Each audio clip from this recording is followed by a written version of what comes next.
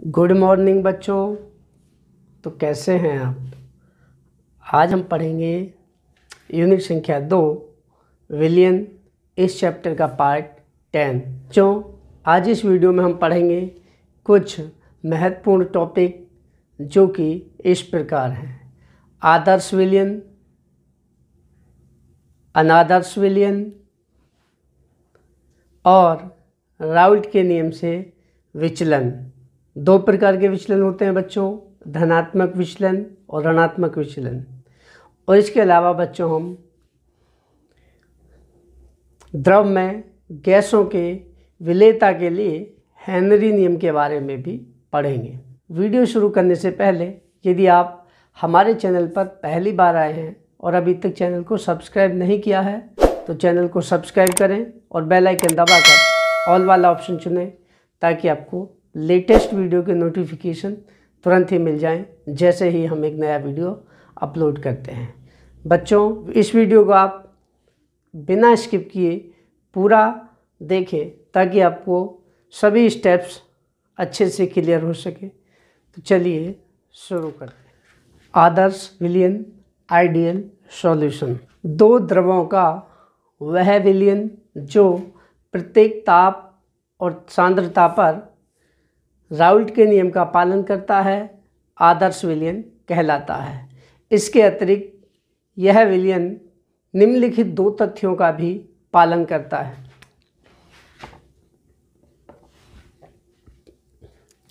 इस विलयन के घटक द्रवों को मिलाने पर एंथैल्पी में परिवर्तन शून्य होता है। बच्चों, इस विलयन के घटक द्रवों को मिलाने पर एंथैल्पी में परिवर्तन शून्य होता है, अर्थात डेल्टा H बराबर 0।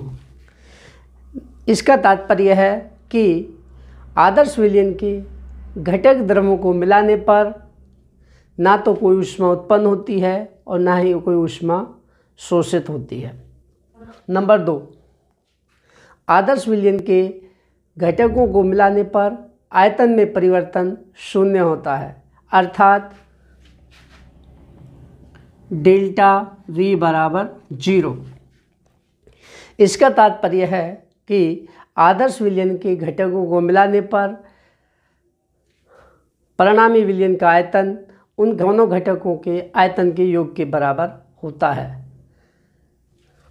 दो घटक बच्चों, दो द्रव लें हम 50-50 ml, उनको मिलाने पर यदि आयतन 100 ml बनता है तो वो आदर्श विलयन होगा। उदाहरण एग्जाम्पल है बच्चों आदर्श विलयन के: एन हेक्सेन व एन हेप्टेन का विलयन। एन हेक्सेन और एन हेप्टेन का विलयन, कॉमा बेंजीन व टोलुइन का विलयन। इसके अलावा है बच्चों उदाहरण क्लोरोएथेन व ब्रोमोएथेन का विलयन। तो आदर्श विलयन के उदाहरण है बच्चों एन हेक्सेन, एन का मतलब है नॉर्मल सीधी चेन वाला, एन हेक्सेन और एन हेप्टेन का मिश्रण जो होगा विलयन होगा वो आदर्श होगा। इसके अलावा बेंजीन और टोलुइन का जो विलयन होगा वो भी आदर्श होगा। क्लोरोएथेन या एथिल क्लोराइड और ब्रोमोएथेन मतलब आईपीसी नाम है, इसका सिंपल नाम एथिल ब्रोमाइड। क्लोरोएथेन और ब्रोमोएथेन का जो बच्चों विलयन होगा वो भी आदर्श होगा। इसके बाद नेक्स्ट लाइन से लिखेंगे: आदर्श विलयन के घटक कणों के बीच लगने वाले अंतर आणविक बलों का मान ब्रैकेट में लिख देंगे AB। यदि कोई विलयन दो घटकों से मिलकर बना है बच्चों A और B तो क्या लिखेंगे नीचे?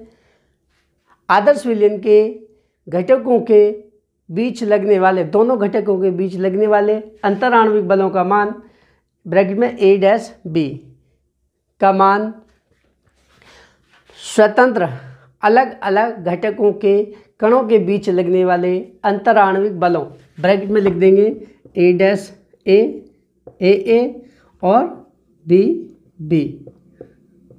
आदर्श विलयन के घटक कणों के बीच लगने वाले अंतर आणविक बलों का मान ब्रैकेट में A-B का मान स्वतंत्र घटकों AA तथा BB के बीच लगने वाले अंतर आणविक बलों के समान होता है, जिसके कारण इनका कुल वाष्प दाब दोनों घटकों के वाष्प दाबों के योग के बराबर होता है। बच्चों, दो वाष्पशील द्रवों के विलयन का कुल दाब उसके दोनों घटकों के वाष्प दाबों का योग होता है। फाइनल जो दूसरे नियम में हमने बताया था आपको, ठीक है। देखिए इसका ग्राफ बना के देखें। देखिए ग्राफ में बच्चों ये ग्राफ हैं, दो घटक हैं आदर्श विलयन के 1 और 2, जिनके वाष्प दाब P1 और P2 और मोल प्रभाज x1 x2 हैं, ठीक है। जब घटक एक का मोल प्रभाज 0 होता है, अर्थात शुद्ध घटक 2 होता है, तब बच्चों x1 बराबर 0 हो जाएगा, x2 बराबर 1। उस स्थिति में बच्चों घटक 2 का जो वाष्प दाब होगा उसका अधिकतम मान होगा P2 डिग्री, ठीक है, P2 डिग्री होगा। जैसे जैसे घटक 1 की मात्रा बढ़ेगी यानी कि उसका मोल प्रभाज बढ़ेगा, घटक 2 का मोल प्रभाज घटता जाएगा और एक स्थिति आएगी, और उसी के क्रम में घटक 1 का वाष्प दाब बढ़ेगा, ठीक है, मोल प्रभाज बढ़ने के साथ साथ। एक स्थिति आएगी बच्चों जब घटक 1 का मोल प्रभाज का मान 1 हो जाएगा, तब घटक 2 का मोल प्रभाज 0 हो जाएगा। उस स्थिति में घटक 1 का वाष्प दाब अधिकतम होगा, उसका मान होगा बच्चों P1 डिग्री।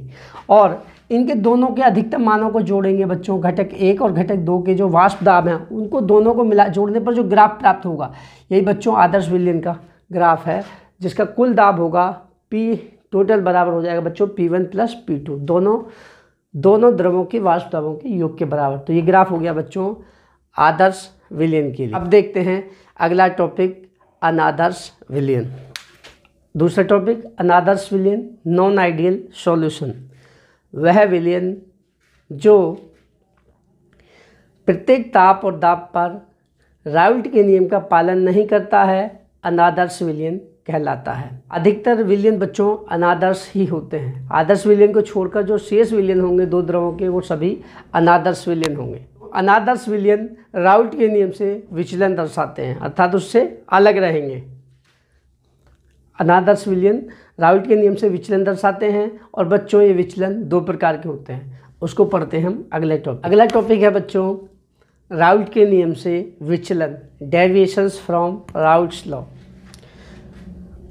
अनादर्श विलयन राउल्ट के नियम से 2 प्रकार के विचलन दर्शाते हैं। नंबर 1 धनात्मक विचलन, नंबर 2 ऋणात्मक विचलन। नंबर 1 को हेडिंग बनाएंगे, नंबर 1 धनात्मक विचलन, पॉजिटिव डेविएशन।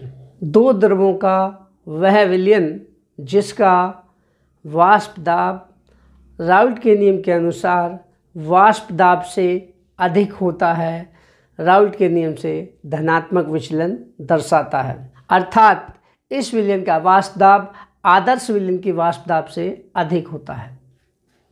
उदाहरण है बच्चों, एग्जाम्पल हैं इसके, एथिल अल्कोहल व एसीटोन का विलयन, और इसके अलावा बच्चों एथिल अल्कोहल व हेप्टेन का विलयन। जो तीसरा उदाहरण है इसमें डाईएथिल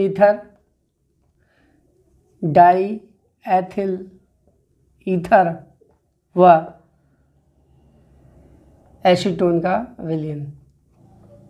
धनात्मक विचलन वह विलयन जिसका वाष्प दाब राउल्ट के नियम के अनुसार वाष्प दाब से अधिक होता है, राउल्ट के नियम से धनात्मक विचलन दर्शाते हैं। अर्थात इस विलयन का वाष्प दाब आदर्श विलयन के वाष्प दाब से अधिक होता है। उदाहरण है बच्चों एथिल अल्कोहल और एसीटोन का विलयन, और एथिल अल्कोहल और हेप्टेन का विलयन।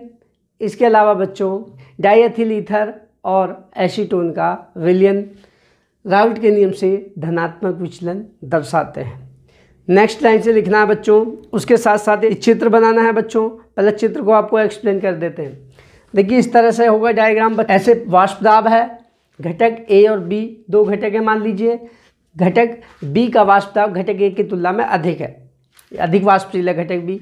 तो क्या है बच्चों, एक्स ए बराबर 0, घटक ए का मोल प्रभाज 0 है, तब एक्स बी। ये लिखना नहीं, केवल समझा रहे हैं बच्चों, चित्र ऐसे ही बनाना आपको डायरेक्ट, ठीक है, ये लिखना नहीं, आपको एक्सप्लेन कर रहे हैं। तो जब घटक ए का मोल प्रभाज एक्स ए बराबर 0 होता है, तब घटक बी जो है बच्चों वो शुद्ध अवस्था में हो जाएगा, अर्थात उसका मोल प्रभाज का मान 1 हो जाएगा। उस स्थिति में बच्चों घटक बी का वाष्प दाब अधिकतम होगा, जिसका मान होता है Pb डिग्री।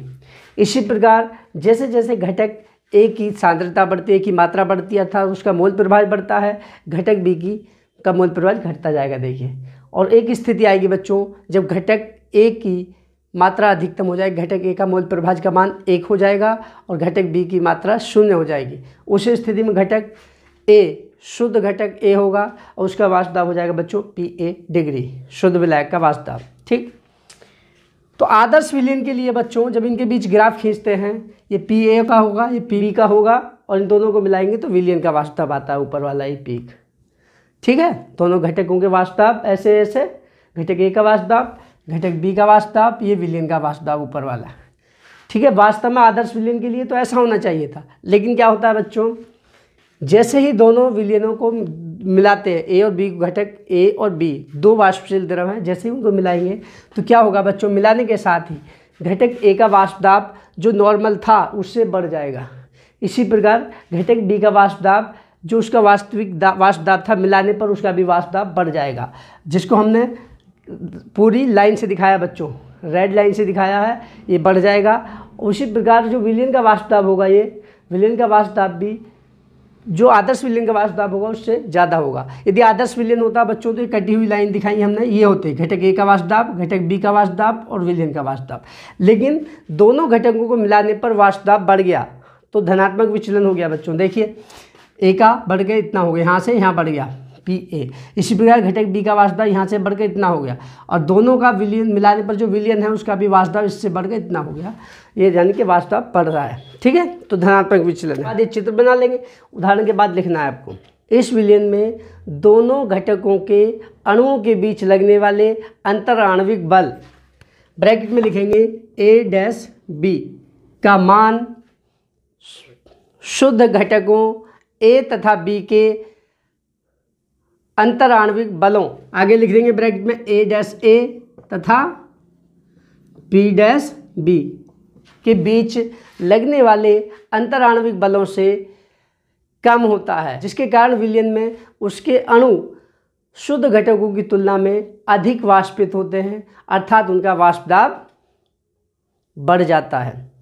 ठीक है, तो ये होता है बच्चों धनात्मक विचलन। धनात्मक विचलन में दोनों घटकों को मिलाने पर विलयन के कणों के बीच लगने वाले अंतराण्विक बलों ब्रैकेट में A-B, ए और बी के बीच जो लगेगा का मान शुद्ध घटकों AA तथा BB के बीच लगने वाले अंतराण्विक बलों से कम होता है, जिसके कारण उनका वाष्प दाब बढ़ जाता है और यही बच्चों धनात्मक विचलन दर्शाता है। बाद नेक्स्ट लाइन से लिखेंगे, इसके उदाहरण को लेते हैं।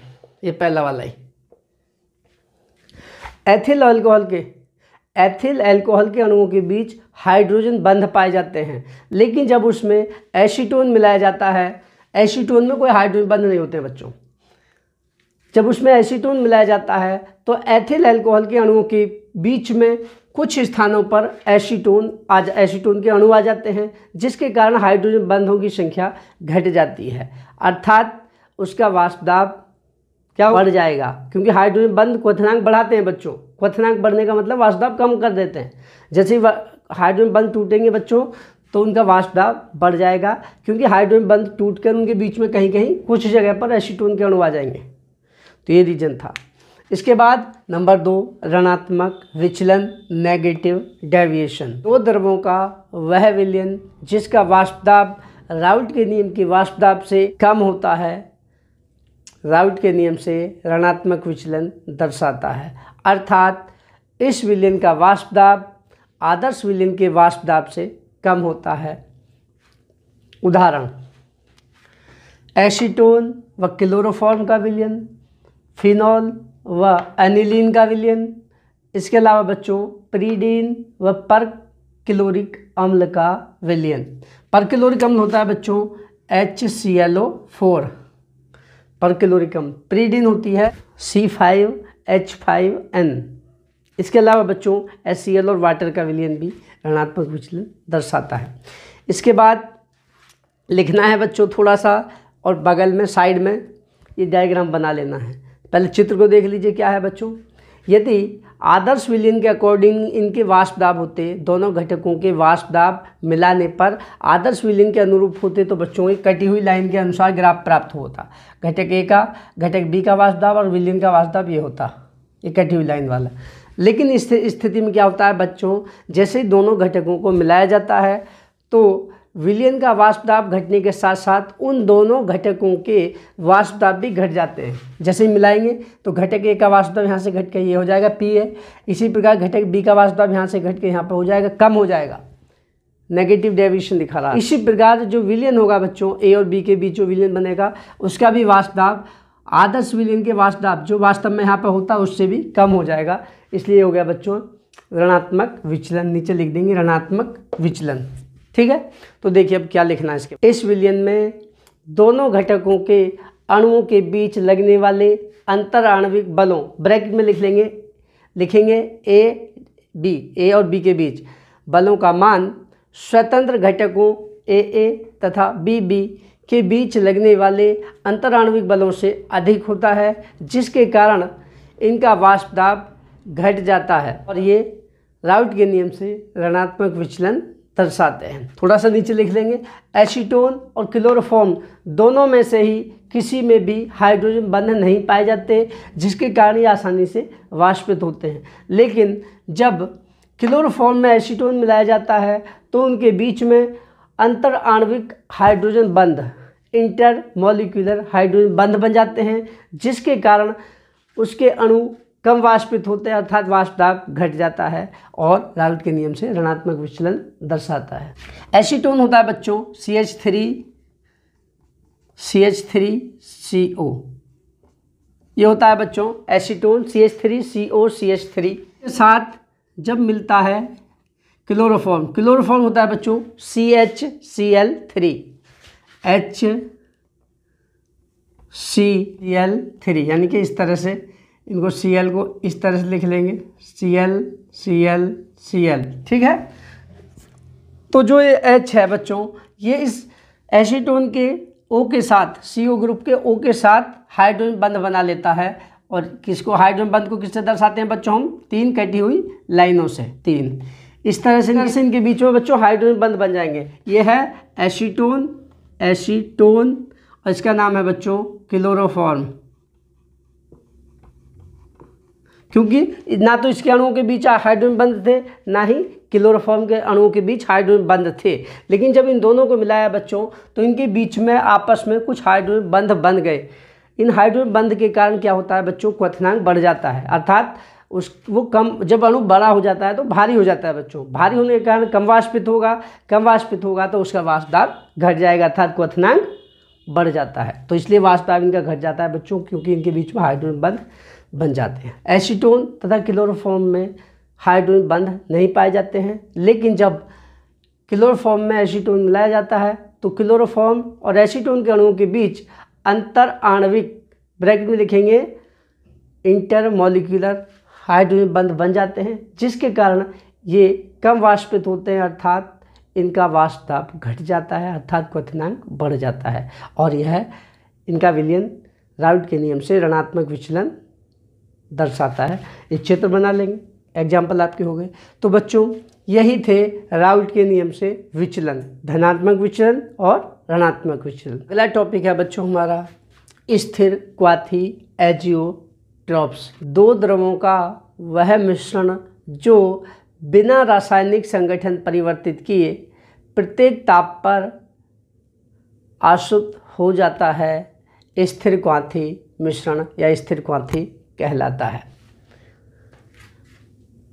स्थिर क्वाथी 2 प्रकार के होते हैं। नंबर 1 उच्च क्वाथी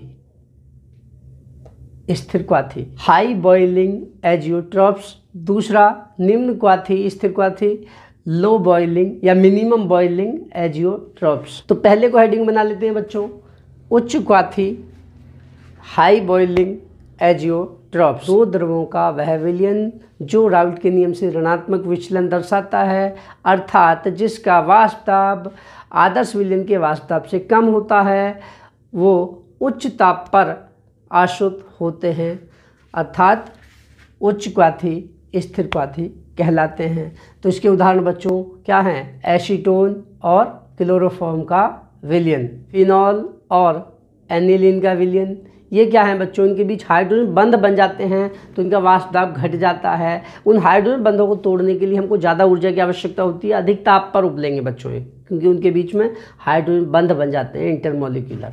ठीक है, ये लिखना नहीं, केवल इतना ही लिखना। दूसरा, निम्न क्वाथी, स्थिर क्वाथी, लो बॉइलिंग एजियोट्रॉप्स, दो द्रवों का वह विलयन जो राउल्ट के नियम से धनात्मक विचलन दर्शाता है, निम्न क्वाथी, स्थिर क्वाथी कहलाता है, क्योंकि इस विलयन का वाष्प दाब राउल्ट के नियम के वाष्प दाब से अधिक होता है, अर्थात यह कम ताप पर ही आसानी से आश्रित हो जाता है बच्चों इसके एथिल अल्कोहल और एसीटोन का विलयन, डाईएथिल ईथर और एसीटोन का विलयन, इसके अलावा प्रीडीन और परक्लोरिक अम्ल का विलयन या नाइट्रिक अम्ल और जल का विलयन जो होगा बच्चों वो होते हैं आपके निम्न क्वाथी, स्थिर क्वाथी, क्योंकि कुछ अणु जो जल या एथिल अल्कोहल के अणु के बीच जो हाइड्रोजन बंध है उनको कम कर देते हैं, उनके बीच में जुड़ जाते हैं, आ जाते हैं, तो हाइड्रोजन बंध कम होते हैं तो वो अधिक, उसका वाष्प दाब बढ़ जाता है, उसका क्वथनांक घट जाता है। तो इसलिए निम्न ताप पर जो धनात्मक विचलन दर्शाते हैं राउल्ट के नियम से वो होते हैं बच्चों निम्न क्वाथी, स्थिर क्वाथी। निम्न कंपटीशन में प्राय पूछे जाते हैं इससे संबंधित क्वेश्चन।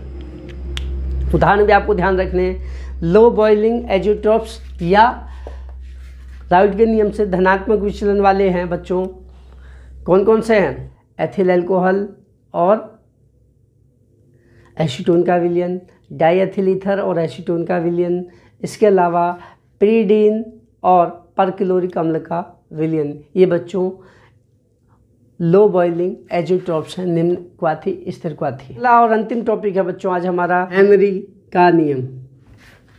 हेनरी का नियम है बच्चों किसी गैस की द्रव में विलेयता से संबंधित। स्थिर ताप पर किसी गैस की द्रव में विलेयता उस गैस के द्रव के ऊपर वाष्प दाब के अनुक्रमानुपाती होती है। यही हेनरी का नियम है कि गैस के द्रव में विलेयता उसकी उस द्रव के ऊपर गैस के आंशिक दाब के अनुक्रमानुपाती होती है बच्चों। ये हेनरी का नियम है। विलेयता होती है एस बराबर KH इंटू P। यही हेनरी का नियम बच्चों, जहाँ S है गैस की द्रव में विलेयता, P है गैस का दाब, द्रव के ऊपर गैस का दाब, आंशिक दाब कह सकते हैं, और KH है बच्चों हेनरी नियतांक जो गैस की प्रकृति और द्रव के ताप पर निर्भर करता है। किसी गैस की द्रव में विलेयता उसके मूल प्रभाज के बराबर होती है और द्रव के ऊपर गैस का दाब उसके आंशिक दाब के बराबर होता है, या इसी को हम लिख सकते हैं बच्चों P बराबर KH इंटू X, जहाँ P गैस का आंशिक दाब है और X गैस की द्रव में मूल प्रभाज है और KH हेनरी नियतांक है। तो बच्चों यही थे आज के टॉपिक, इस चैप्टर के टॉपिक जो आज हमने आपको पढ़ा है। तो आशा करता हूँ बच्चों ये सभी टॉपिक्स आपको अच्छे से समझ आ गए होंगे। यदि कोई प्रॉब्लम हो, कोई स्टेप समझ नहीं आए तो आप कमेंट करके अवश्य हमसे पूछ लें। तो बच्चों यदि वीडियो पसंद आए तो लाइक करें और अपने दोस्तों के साथ शेयर अवश्य करें। तो आज के लिए इतना ही पर्याप्त है। कल फिर एक नई वीडियो के साथ मिलते हैं। तब तक के लिए thank you and have a nice day.